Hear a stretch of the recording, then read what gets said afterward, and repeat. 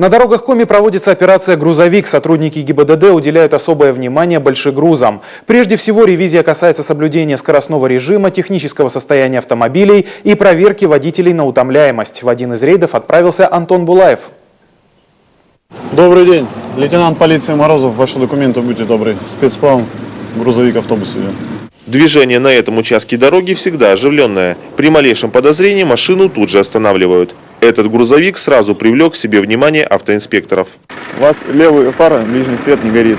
Да, перегорело. Перегорело. Выезжали, горело? Да. За это нарушение предусмотрен штраф 500 рублей. Однако наказывать мужчину не стали. Он на месте устранил неисправность, поменял перегоревшую лампочку.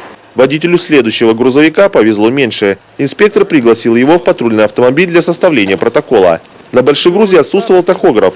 Имелся ряд серьезных неисправностей, при которых эксплуатация машины вообще запрещена. Похожие нарушения силовики обнаружили и в этом автомобиле.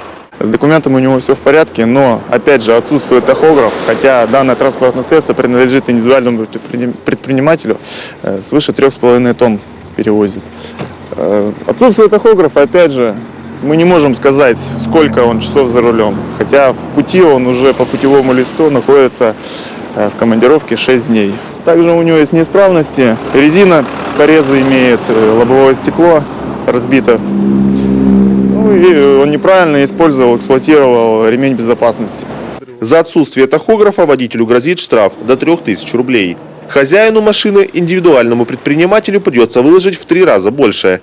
Также накажут и должностное лицо, которое выпустило неисправный грузовик на линию. За 3 дня основными нарушениями были это управление без тахографа грузовым транспортом. Кроме этого, не всегда у водителя имеется путевой лист на перевозимый груз. Ну и кроме этого, как правило, сейчас большая часть это управление транспортом с нечитаемыми государственными регистрационными знаками. Нарушения имелись в каждом втором остановленном автомобиле. Впрочем, большинство из них все же не самые серьезные. Однако расслабляться водителям не стоит. Операция «Грузовик» продолжится до конца недели. Антон Булаев, Василий Янин, телеканал Юрган, Сыктывкар.